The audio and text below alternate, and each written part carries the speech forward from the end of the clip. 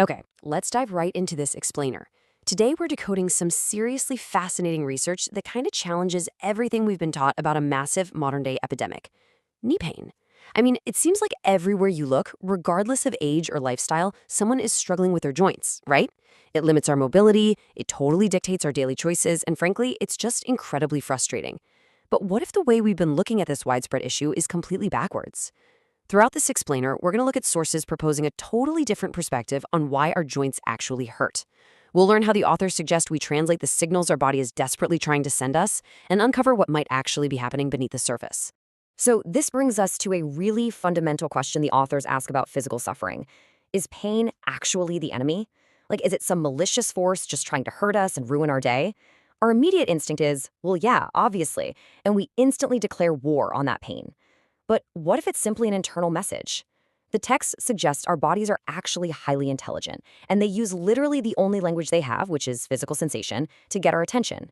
If we start looking at pain not as a disease we have to battle, but as a critical message to be decoded, it completely changes the entire way we approach our health. Think about what happens when knee pain strikes. Our immediate instinct is to panic, picture our bones just grinding together, and rush to the doctor for an x-ray or an MRI. We want a picture of the damage, right? But the source material provides a fascinating reality check here.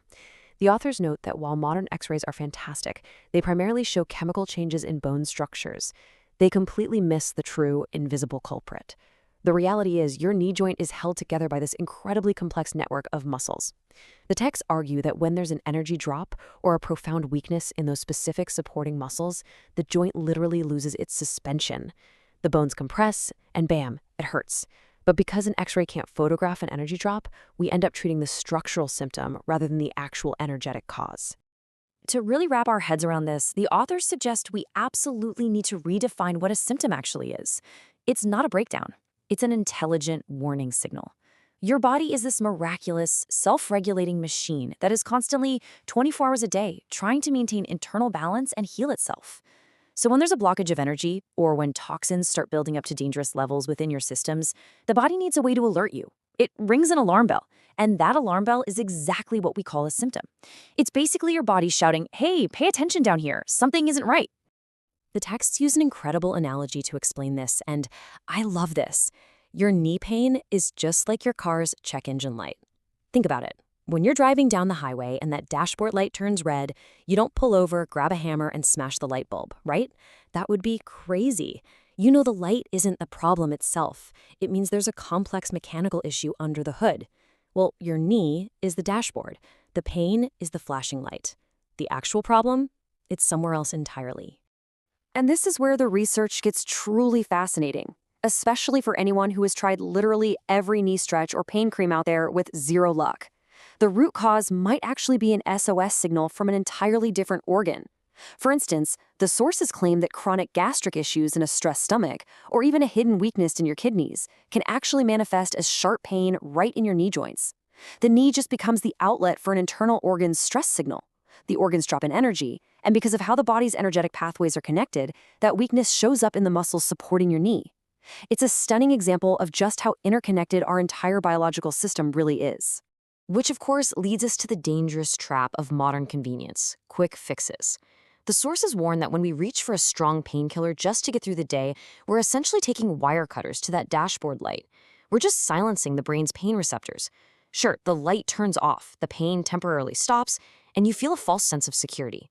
But the massive consequence outlined in the material is that the silent internal damage, whether that's in your kidneys, your digestion, or your energy pathways, is completely ignored, and it just continues to worsen day by day. This brings us to a major philosophical shift proposed in the text. The argument here is that we have to move away from disease thinking, that old way of viewing symptoms as the disease itself and just trying to suppress them. Instead, the authors advocate for fully embracing symptom thinking. This approach means looking at your knee pain, actually thanking your body for the warning, and then playing detective to find and address the actual root cause. The sources suggest this single vital shift in perspective is what transitions a person from merely managing chronic pain to actually healing from it. So how does the material suggest we start supporting our body's natural balance so it doesn't have to scream at us with pain? Well, the researchers point out that restoring balance doesn't always require some crazy, complex intervention. In fact, it starts with 3 surprisingly basic habits. Number 1, eat only when genuinely hungry, not just because the clock says it's noon, but when your body actually asks for fuel. 2, drink water only when thirsty, rather than forcing down gallons out of obligation, which the texts actually say can overtax your kidneys. And 3, prioritize giving the body proper rest. In our super fast-paced modern world, it is so easy to ignore these fundamental biological cues, but realigning with them is presented as an absolute game changer for your energy levels. Okay, but let's say you're already doing all of those things and you still need to find that hidden root cause without relying on endless, super expensive medical scans. According to the materials, trained practitioners can use ancient, proven systems like acupuncture and pulse diagnosis to help out here. By simply reading the subtle variations in your pulse, the texts claim a practitioner can pinpoint exactly which internal organ is low on energy and causing the whole systemic imbalance.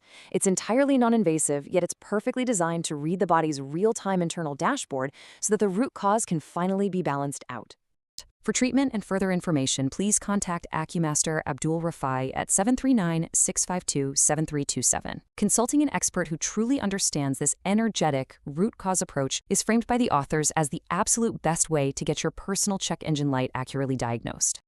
As we wrap up this explainer, the source material leaves us with an incredibly vital question about our approach to true, lasting health. The next time your body gives you a warning signal, whether that's a sharp ache in your knee, a persistent headache, or just constant fatigue, what is your immediate reaction going to be? Are you going to reach for the quick fix and just cut the wire to the warning light? Or are you finally going to stop, treat your body with respect, and listen to what it is so desperately trying to tell you? The choice, at least according to the research we've unpacked today, is entirely in your hands.